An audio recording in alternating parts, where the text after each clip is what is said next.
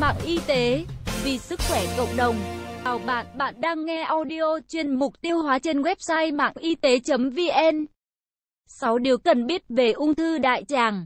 Ung thư đại tràng hay ung thư ruột già, hoặc ung thư ruột kết, colon cancer, là căn bệnh có tỷ lệ tử vong thứ hai trong nhóm bệnh ung thư nói chung, ở cả đàn ông lẫn phụ nữ. Theo Hiệp hội Ung thư Mỹ ACS, năm 2015 tại Mỹ có thêm 93.000 ca mắc ung thư đại tràng mới. Song thực tế, kiến thức phòng tránh của người dân hiện nay còn rất kém. 1. Dấu hiệu và triệu chứng ung thư đại tràng dễ bị bỏ qua. Thông thường, ung thư đại tràng được phát hiện sớm, tỷ lệ sống còn tương đối cao, nhưng thực tế căn bệnh này lại dễ bị bỏ qua. Bệnh ung thư đại tràng phải mất 10 đến 15 năm để các tế bào bất thường và polyp phát triển thành bệnh. Đây là thời gian dài giúp người trong cuộc đi khám và loại bỏ các yếu tố tiềm ẩn. Theo thống kê, tỷ lệ ung thư đại tràng trong 20 năm gần đây giảm đáng kể, chủ yếu là nhờ kỹ thuật sàng lọc tốt. Nhưng thực tế, mới chỉ có một nửa nhóm người trên 50 tuổi đi khám và điều trị theo khuyến cáo của bác sĩ. Theo ACS, bắt đầu từ tuổi 50, mọi người, nhất là nhóm có yếu tố nguy cơ mắc bệnh cao như có tiền sử gia đình mắc bệnh, sức khỏe yếu thì nên tư vấn, khám nếu có bất kỳ các triệu chứng nào dưới đây.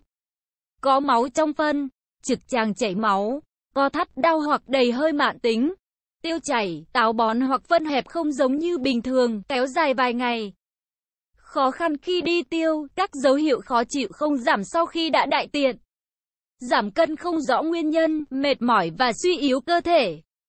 Ăn nhiều thịt đỏ làm tăng nguy cơ ung thư đại tràng. 2.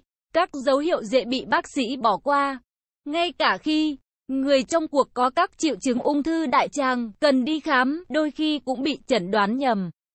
Theo một nghiên cứu công bố cuối năm 2014, trung bình cứ 20 người Mỹ mắc bệnh ung thư đại tràng thì có một bị chẩn đoán nhầm. Tuy tỷ lệ này tuy nhỏ, nhưng hậu quả lại rất lớn. Nghiên cứu cũng cho thấy, các phương pháp chẩn đoán khác nhau thường cho các kết quả khác nhau. Và dựa trên kết quả khám, dẫn đến việc kết luận sai, hoặc đánh giá thấp triệu chứng. Vì vậy, người trong cuộc cũng cần có chính kiến thức. Nếu không yên tâm, có thể đi khám ở các cơ sở khác, hoặc khám nhiều lần để đối chứng, nhất là khi bản thân có các triệu chứng nói trên. 3. Mức độ tử vong vì ung thư đại tràng không đồng nhất. Theo ACS, một nửa số ca tử vong sớm vì ung thư đại tràng có liên quan đến nhiều yếu tố, như địa bàn sinh sống, chủng tộc, giáo dục và hoàn cảnh kinh tế, vân vân. Nghiên cứu mới vừa được công bố trên tạp chí Journal of Clinical Oncology cho thấy, nhóm người dân tộc thiểu số, thu nhập và dân trí thấp là nhóm có tỷ lệ tử vong vì ung thư đại tràng cao nhất. Trong khi đó, những người da trắng có kiến thức về phòng chống bệnh, đặc biệt là ung thư đại tràng, là nhóm có tỷ lệ tử vong thấp nhất. Chỉ có khoảng 8.000 ca tử vong sớm vì ung thư đại tràng mỗi năm. Điều này chứng tỏ kiến thức phòng bệnh đóng vai trò vô cùng quan trọng. 4. Thịt đỏ, thủ phạm gia tăng nguy cơ mắc bệnh ung thư đại tràng. Nhiều nghiên cứu đã chỉ ra rằng, tỷ lệ mắc bệnh ung thư đại tràng có liên quan mật thiết đến chế độ ăn uống giàu protein động vật, đặc biệt là thịt đỏ. Ví dụ, một nghiên cứu ở châu Âu công bố năm 2005, ở 478.000 người trưởng thành cho thấy, những người ăn trên 140 gram thịt đỏ mỗi ngày, thì nguy cơ tăng bệnh ung thư đại tràng tới 33%. So với nhóm đối chứng không ăn hoặc ăn ít thịt đỏ.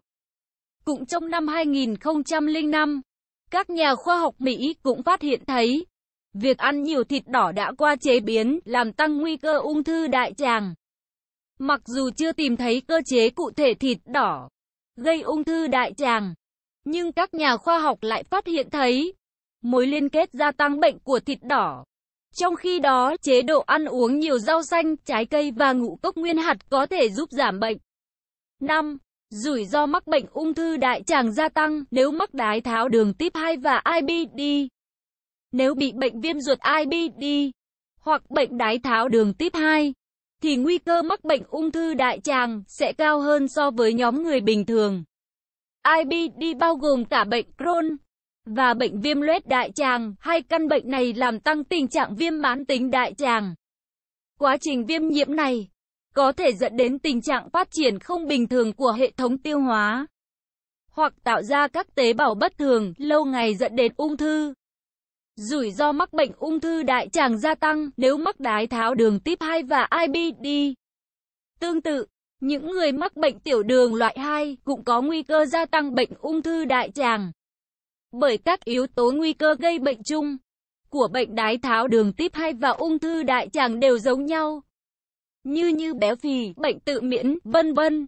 Ngoài ra, sức khỏe tổng thể của bệnh nhân tiểu đường type 2 cũng mang một tiên lượng xấu, làm cho người trong cuộc dễ bị ung thư. Vì vậy, nhóm người này cần đi khám sớm để có giải pháp phòng chống kịp thời. 6. Ung thư đại tràng là căn bệnh có thể phòng ngừa được. Theo ACS, có rất nhiều yếu tố nguy cơ gây ung thư đại tràng có thể kiểm soát được, nhất là trong điều kiện y học phát triển như ngày nay. Rất đơn giản, như duy trì trọng lượng cơ thể hợp lý, khỏe mạnh, bằng chế độ ăn uống khoa học, hợp lý, nên tăng cường thực phẩm có nguồn gốc thực vật, ăn nhiều rau xanh, trái cây, hạn chế dùng thức ăn nhiều mỡ. Duy trì cuộc sống ưa hoạt động, hạn chế cuộc sống tĩnh tại, mỗi ngày nên tập thể dục 30 phút đến 5 ngày mỗi tuần. Cần theo dõi cơ thể, nếu có các triệu chứng bất thường thì nên đi tư vấn, khám chữa kịp thời. Ngay cả khi gia đình có người mắc bệnh ung thư đại tràng, bản thân mắc bệnh IBD, đái tháo đường type 2 hay các bệnh nan y khác, thì cũng không nên lo lắng. Nên đi khám, chữa trị đồng thời các căn bệnh này sẽ giúp tầm soát và hạn chế nguy cơ phát triển thành ung thư đại tràng. Theo Khắc Hùng, Sức khỏe và đời sống, nội dung bài viết đến đây là kết thúc. Nếu bạn có thắc mắc, câu hỏi gì xin hãy chia sẻ bình luận bên dưới bài viết này.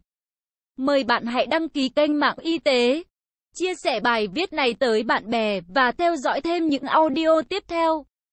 Hy vọng bài viết này sẽ đem lại cho bạn nhiều điều bổ ích. Chúc bạn luôn mạnh khỏe.